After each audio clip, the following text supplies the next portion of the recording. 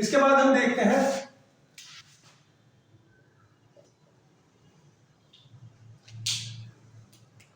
राज्यों के पुनर्गठन के बारे में।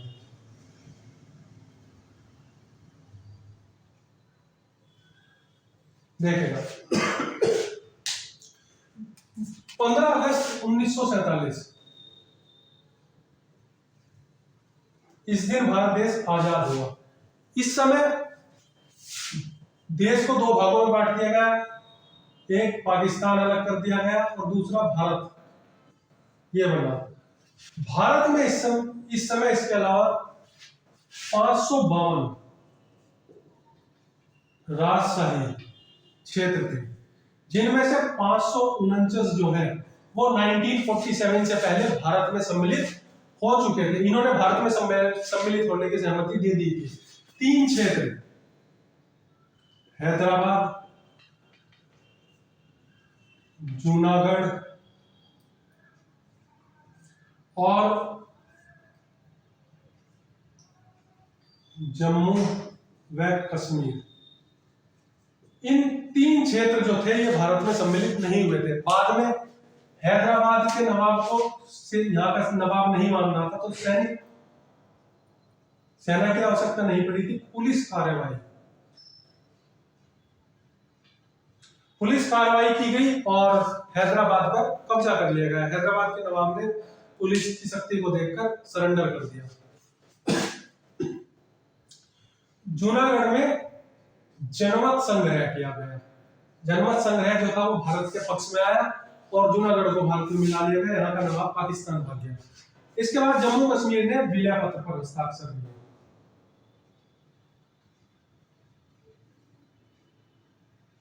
विलय पत्र पर हस्ताक्षर के द्वारा जम्मू कश्मीर भारत में सम्मिलित कर लिया गया। इस समय वहां के राजा जो थे हरि सिंह थे।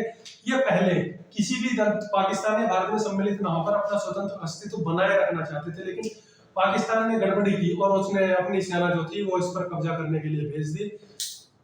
जब ये अपनी रक्षा करने में समर्थ नहीं रहा और लगा कि श्रीनगर जो है वो पाकिस्तान के कब्जे में चला गया, तो इसने भारत के साथ एक संधि की और भारत की शर्तों को मान लिया और भारत में सम्मिलित होने के लिए जो विलय पत्र था उस पर हस्ताक्षर कर दिए। उसके बाद भारत ने अपनी सेना भेजी और जो था वो बाद में कश्मीर मामला जो है वो अलग है, उसके बारे में अलग चर्चा करेंगे। तो इस प्रकार इन 3 क्षेत्रों को बाद में इस प्रकार से भारतीय संघ में सम्मिलित कर दिया। भारतीय संघ में सम्मिलित करने के बाद भारत को 4 ग्रुप ए, बी, सी और डी 4 ग्रुप में बांटा गया। पहले ग्रुप जो था ग्रुप ए में उन्हें रखा गया जो ब्रिटिश भारत के राज्य थे और इनकी संख्या 9 बनाई गई। 9 ब्रिटिश भारत के जो राज्य थे आजादी से पहले, उन्हें 9 अलग अलग राज्यों में बांटा गया। ग्रुप बी में रखा गया जो राजशाही के क्षेत्र थे, उन्हें भी 9 अलग अलग राज्यों में बांटकर एक अलग ग्रुप बी में शामिल किया गया। ग्रुप सी में ब्रिटिश आयुक्तों वाले क्षेत्र और कुछ राजशाही वाले क्षेत्रों को मिलाकर 10 राज्य बनाए गए जिन्हें ग्रुप सी में सम्मिलित किया गया। और ग्रुप डी में एकमात्र अंडमान निकोबार द्वीप समूह इसे सम्मिलित किया गया। इस प्रकार कुल मिलाकर 29 राज्यों में भारत को बांटा गया और उन्हें 4 ग्रुप में बांट दिया गया।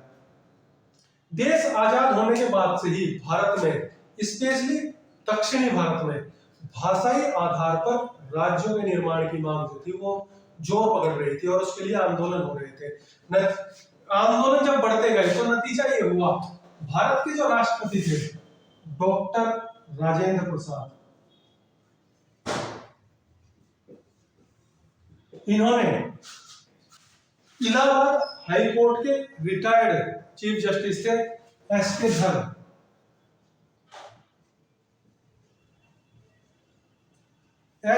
की अध्यक्षता में एक 4 सदस्यीय आयोग का गठन किया।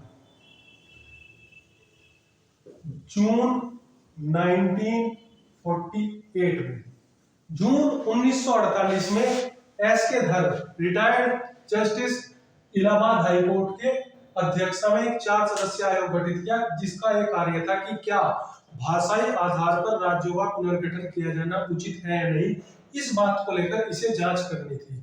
इस आयोग ने दिसंबर 1948 को अपनी रिपोर्ट केंद्र सरकार राष्ट्रपति को सौंप दी और इसमें इन्होंने भाषाई आधार पर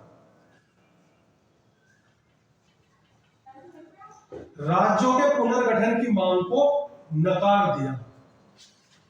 इस रिपोर्ट के बाद जो प्रदर्शन थे वो उन्होंने और ज्यादा उग्र रूप अपना लिया। नतीजा यह हुआ, केंद्र सरकार ने शांति बनाए रखने के लिए दिसंबर 1948 में एक और समिति का गठन किया, जो जानी जाती है जेवीपी समिति के नाम से। इसमें जवाहरलाल नेहरू बी से सरदार वल्लभ भाई पटेल और पी से पट्टाभी सीतारमैया, इन लोगों की एक समिति गठित की। इस समिति ने अप्रैल 1949 में अपनी रिपोर्ट दी और इन्होंने भी भाषाई आधार पर राज्यों के निर्माण की मांग को नकार दिया। दोनों समितियों ने भाषाई आधार पर राज्यों के निर्माण की मांग को नकार दिया। तो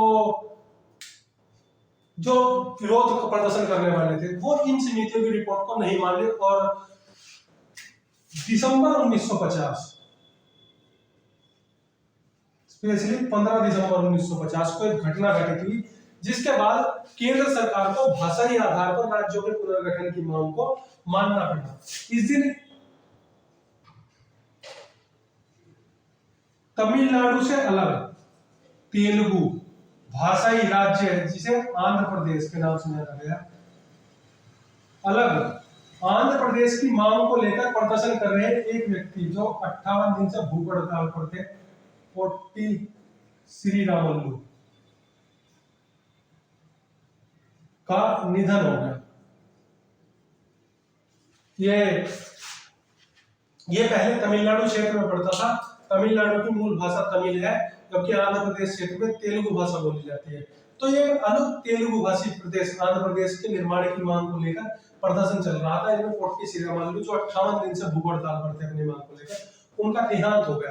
तो सरकार जो थी उसके बाद उसका मन बदल गया और उसने एक भाषाई आधार पर नए राज्य के गठन की मांग को स्वीकार कर लिया और 1 अक्टूबर 1953 इस दिन आंध्र प्रदेश भाषाई आधार पर एक नए राज्य आंध्र प्रदेश का गठन जो था वो पहली बार किया गया। अब भाषाई आधार पर एक राज्य बना आंध्र प्रदेश, तो इसके बाद भाषाई आधार पर राज्य बनाने की मांग जो थी वो दूसरे लोगों ने उन्होंने और तेज कर दी कि जब इन्हें बनाया गया है तो हमारे यहाँ भी भाषाई आधार पर प्रांतों का विभाजन किया जाना चाहिए।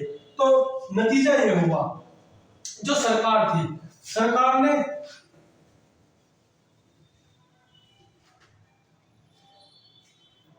दिसंबर 1953 को फजल अली आयोग इसका गठन किया। फजल अली आयोग जो था, इसमें फजल अली जो थे वो स्वयं अध्यक्ष थे। इसके अलावा इसमें 2 सदस्य और थे, जिनमें के.एम. पणिक्कर और दूसरे थे हृदयनाथ कुंजरू। ये 3 सदस्यीय एक आयोग गठित किया, जिसने 1956 में अपनी रिपोर्ट दी और इस रिपोर्ट में उन्होंने भाषाई आधार पर राज्य के विभाजन को स्वीकार तो किया, लेकिन इसे एकमात्र विभाजन का कारण नहीं माना। इस आयोग ने कहा कि राज्यों का विभाजन जो है एक उसका आधार होना चाहिए कि वो देश की एकता व सुरक्षा को प्रभावित न करता हो। दूसरा, सांस्कृतिक व भाषाई जो संस्कृति है उसे प्रभावित न करता हो। तीसरा, आर्थिक व प्रशासनिक कठिनाई उत्पन्न न करता हो, यानी कि आर्थिक और प्रशासनिक व्यवस्था आसानी से सुचारू रूप से चलती रहे। और चौथा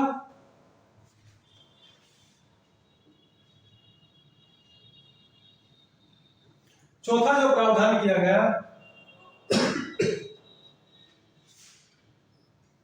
इसके आधार में कहा गया कि वो जो केंद्र द्वारा कल्याणकारी या कल्याण की योजनाएं चल रही हैं उन्हें प्रभावित ना करता हो, लोगों के भले को।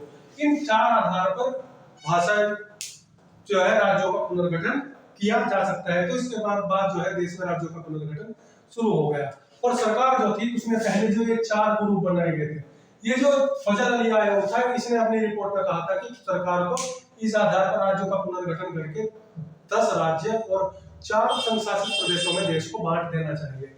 सरकार ने इसकी अधिकांश मांगों को, सबको नहीं मांगा लेकिन अधिकांश बातों को स्वीकार कर लिया। और ये जो 4 ABCD ग्रुप थे इन्हें समाप्त करके देश में उस समय 14 राज्य और 6 संघ शासित प्रदेश ये गठित कर दिए।